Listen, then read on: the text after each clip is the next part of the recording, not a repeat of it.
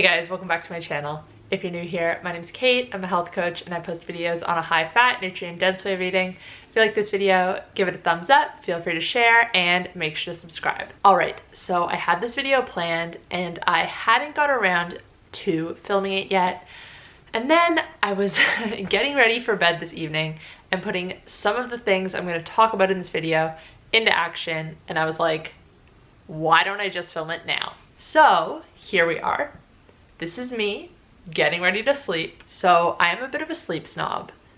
I am someone who was never able to function very well on a poor night's sleep, and that's the reason why I now prioritize it. On top of that, I am also, well, I'm a morning person, let's just put it that way. I always wake up early, no matter how late I go to sleep. I cannot sleep in. I can probably count the number of times I have slept in past 10 a.m. on both of my hands. Now, because I am a bit of a sleep snob, I actually have an Oura ring. I've talked about this in videos in the past, but pretty much this just tracks your sleep, and it's very, very accurate. So it tracks your heart rate variability. It lets you know how much time you spent in light sleep, in deep sleep, in REM sleep, how long it took you to fall asleep, how long it took your heart rate to stabilize, and all of these things go into the ring giving you a sleep score. So the tips I'm going to talk about today, I have actually seen results with the ring using these tips. So I'm not just pulling them out of nowhere. And these are things I try to do every single night to optimize my sleep. So number one is to wind down. And this is the first and most important thing we're going to talk about today. At least a couple of hours before you go to sleep, or before you're planning to go to sleep, you need to turn your phone off, stop doing work, and start relaxing. So right now it is 7:30 and I started my nighttime routine about half an hour ago. So the first thing I did was I put my phone in airplane mode.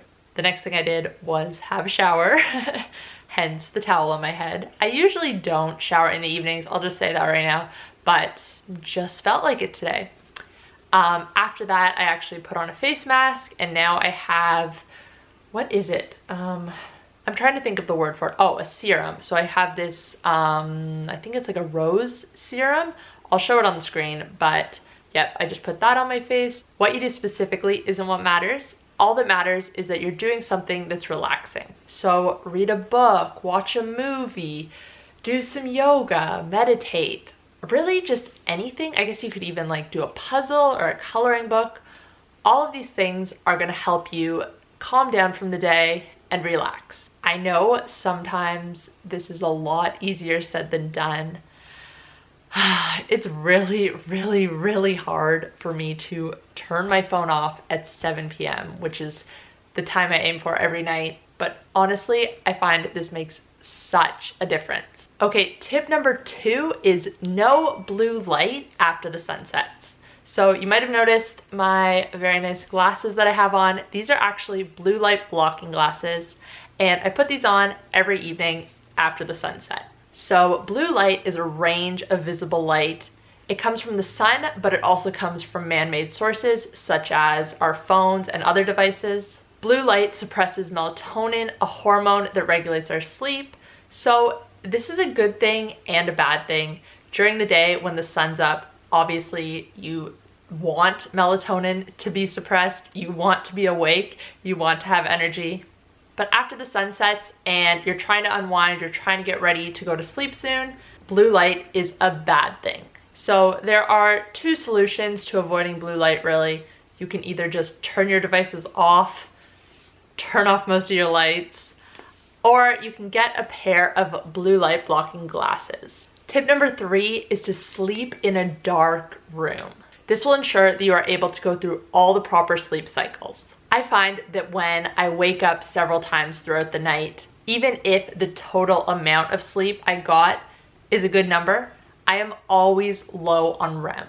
And not sleeping in a dark room is one of the things that causes me to wake up.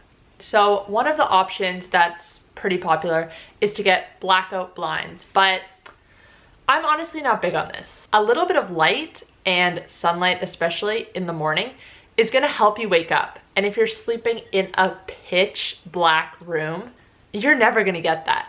That's one of the reasons that I choose to wear a sleep mask instead. I find that it helps me fall asleep. I get a good night's sleep, but somewhere along the line it falls off. And then the little bit of sunlight that comes through my blinds helps me wake up. So as much as I am a sleep snob, I am also a sleep mask snob. I don't know why I have so many of these. Honestly, I don't like to buy things that I don't need, but there are certain things that I can just justify buying even if I already have one. So the one I'm currently using and that I'm really liking is from Lily Silk. So I actually got sent this, and they also sent me these silk pillowcases as well. The reason I really like this one, obviously it's silk, so it feels really nice on your face.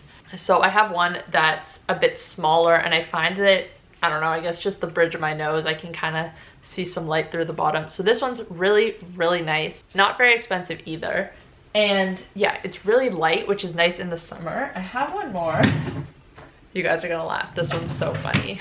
How good is that? So, I mean, this one's big too, but the problem is it's just so thick and it's kind of itchy. So this one, really good. And they gave me a promo code, so I will link that in the description box down below. Tip number 4 is gonna be don't eat at least 2 hours before bedtime. This is one thing that I have really seen a difference with my ring, if I do or don't do it.